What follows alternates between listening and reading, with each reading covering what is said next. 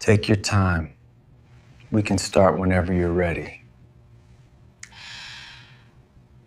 It's just hard to find the words today.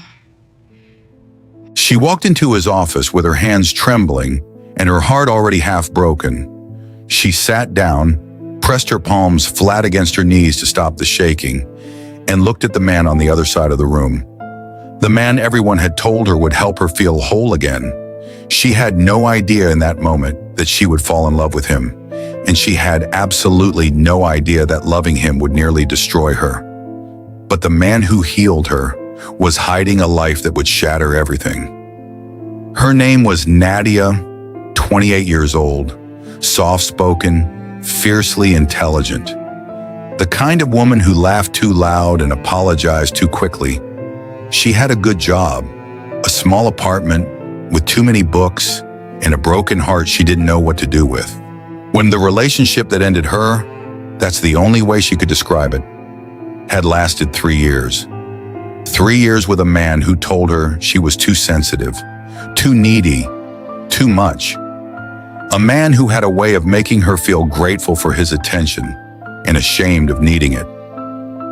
When it ended, it didn't feel like a breakup. It felt like an eviction, like she'd been living inside someone else's definition of herself and suddenly had nowhere to go. She couldn't sleep. She'd lie awake at 2 a.m., replaying conversations, searching for the exact moment she'd become someone she didn't recognize. The anxiety came in waves, sometimes just a low hum beneath the surface, sometimes a full physical thing, a tightness across her chest that made her feel like she was constantly bracing for impact. Her appetite disappeared. Her confidence followed. Her sister finally sat her down one afternoon, looked her dead in the eyes and said, "Nadia, you need to talk to someone, a professional, not me, not your friends, someone who actually knows how to help." Nadia wanted to argue. She didn't. She made the appointment that same night. His name was Dr. Marcus Webb, 36, tall with thick frame glasses and a calm that felt almost architectural, like it had been deliberately built, floor by floor. His office smelled like cedar and old paper. There were no motivational posters, no generic watercolor prints, just books, a gray couch, 2 armchairs, and a window that let in pale afternoon light. He stood when she entered, offered his hand, smiled like he had all the time in the world. "Nadia," he said, "make yourself comfortable." Something about the way he said her name, not clipped, not clinical, but unhurried, like it deserved the full length of its syllables, made her exhale for the first time in weeks. The first 3 sessions were straightforward. He asked questions. She answered carefully, cautiously, like she was handing over fragile things one at a time. He listened, not with the polite, half-distracted nod she was used to, but with his full attention. He didn't rush her. He didn't offer easy reassurances. "You said you apologized to him, even when he was the one who'd been cruel," Marcus said in their second session. He leaned forward slightly. "Do you know why you did that?" Nadia opened her mouth, closed it. No one had ever asked her that before. Not like that. "I think," she said slowly, "I was afraid that if I didn't, he'd leave. And when he left anyway," Marcus said, "what did that confirm for you?" She felt something crack open, right there in that gray armchair, not painfully, carefully, like a window that had been painted shut for years, finally giving way. By the 4th session, she had stopped being careful. She started noticing things she hadn't noticed before. The way he remembered details, not just from last session, but from 3 sessions ago. The way he never checked his phone, never glanced at the clock. The way he sometimes paused before speaking, like every word mattered, and he wanted to get it exactly right. She started dressing differently on Tuesdays. Nothing dramatic. A better blouse, lip gloss, the earrings she usually saved for dinner out. She told herself it was just self-care. She was rebuilding herself. That was all. But then Tuesday became the best day of the week. Then Monday became unbearable because it was the day before Tuesday. She started rehearsing things to say to him, then catching herself doing it and feeling a wave of shame so hot it made her face flush.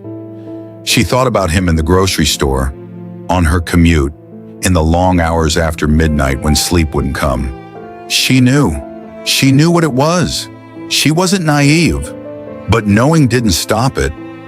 One evening, near the end of their 6th session, Marcus did something she hadn't expected. The conversation had moved into something personal. The loneliness that was harder than the heartbreak, the way she sometimes felt invisible, even in a room full of people. And in a moment that felt more honest than therapeutic, he said quietly, I understand that more than you might think." She looked at him. He held her gaze for just a second longer than he should have. "You're different from most people I work with," he said. "You have a kind of self-awareness that's—" He paused. "It's rare." She didn't say anything, but she walked home that night with her heart pounding. The sessions began to run long, 5 minutes over, then 10. He would ask her questions as she was putting on her coat. She would answer, and they'd find themselves talking for another 15 minutes in the doorway. She told herself it was just because they were making progress. She almost believed it. The day everything changed was a Tuesday in November. She had come in carrying something heavier than usual. Her mother had called that morning, said things that tore open wounds Nadia had spent months trying to close. She sat down and within minutes she was crying. Not politely, carefully crying, sobbing, the ugly, breathless kind. Marcus moved from his chair. He sat beside her on the couch, closer than he'd ever sat before. He put a hand on her shoulder. "It's okay," he said. "You're safe here." And then she turned toward him, and he didn't move away. The hug lasted too long. They both knew it. When she finally pulled back, she looked at his face, and the thing she saw there was not the composed, professional expression she had learned over months. It was something raw, something he was working to contain. "Marcus," she whispered. "I know," he said. His voice was barely audible. "I know." That was the beginning. It started with a message. Late that night, her phone lit up with his number. Not the office line, his personal cell. Just 3 words. "Are you okay?" She stared at the screen for a long time. Then she typed back, "I am now." They began meeting outside the office. Never anywhere near where either of them worked, never anywhere public. A quiet cafe 30 minutes across the city. A walk along the canal on a Thursday evening, collars up against the cold. He texted her in the mornings. Thoughtful things, the kind of things that showed he had been thinking about her while doing something else entirely. She was falling, fast and completely, and with full awareness of how reckless it was. She didn't care. For the first time in over a year, she felt wanted, not tolerated, not managed, wanted. But there were things she noticed. Small things she filed away without letting herself examine them too closely. He never stayed past 9 p.m. Always an excuse. An early morning, a work call, a commitment he didn't name. His phone was always face down on the table. If it buzzed, he'd glance at it and go quiet for a moment before tucking it away. He never posted anything. He never took photos. He avoided the places closest to his practice like they carried some kind of threat. "Are you seeing anyone?" she asked him once carefully, watching his face. "It's complicated," he said. He reached across the table and touched her hand. "But this, what we have, isn't complicated. This is the most real thing in my life right now." She let herself believe him. She wanted to. Wanting to believe someone is its own kind of blindness. The truth came on a Saturday she hadn't planned. Once she had taken a different route home from the market. Nothing significant, just a street she didn't usually take. And there he was, 30 meters ahead of her, walking with a woman and a small boy of maybe 4 or 5. The boy was holding his hand. The woman was laughing at something Marcus had said, leaning into his shoulder with the easy intimacy of someone who had been doing that for years. Nadia stopped walking. The world didn't stop. It just kept going around her while she stood perfectly still. She watched Marcus lift the boy onto his shoulders, watched the woman take his hand as they crossed the street, watched them disappear around the corner like a photograph she had never been allowed to see. She made it home. She sat on her kitchen floor. She didn't cry, not immediately. There was a period of pure, silent numbness that was somehow worse. Her mind kept producing the same thought over and over with mechanical cruelty. He has a son. He has a wife. He has a whole life, and none of it included her. She texted him, just, "We need to talk." He replied within minutes, warmly, asking when. She said now. He said he couldn't tonight, and gave a reason that, now, she understood perfectly. They met the next afternoon. She got there first. When he walked in and saw her face, he stopped. "Nadia, I saw you," she said. Her voice was quiet, completely steady. "Yesterday, with your wife and your son." The silence that followed told her everything she hadn't wanted to know. "I was going to tell you," he said. "When?" she asked. He sat down. He looked at his hands. "My marriage has been... It's not what it looks like from the outside. We've been struggling for years. I didn't go looking for this. What I feel for you is real, Nadia. I need you to know that." "What you feel for me," she repeated. "You're a therapist, Marcus. I came to you because I was broken. I trusted you with things I have never told another human being. And you..." She stopped. She took a breath. "You used all of that, every single piece of it." He reached for her hand. She pulled it away.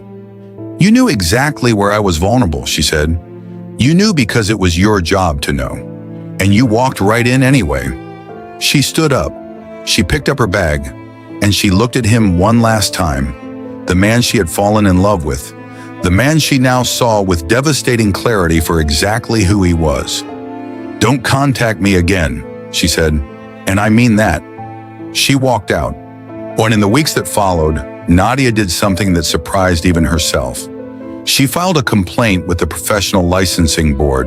She wrote down everything. The sessions, the boundary violations, the personal messages, the secret meetings.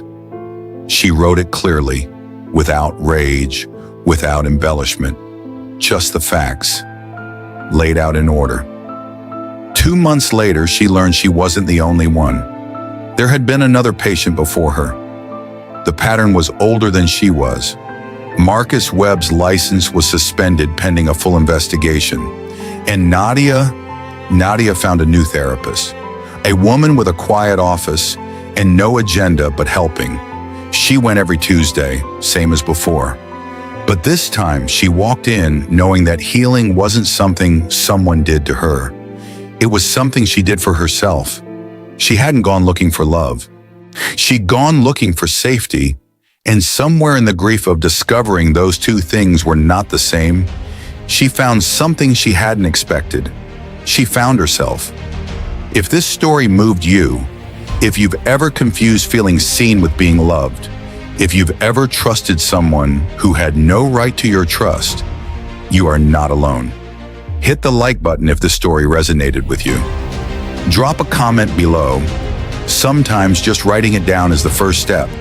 And subscribe if you want more stories like this one. Stories about real emotions, real mistakes, and what it looks like to rise from them. She went to him to heal, but in the end, she had to save herself. Comment, like, and share. Don't forget to subscribe to Everyday Stories. Have a nice day.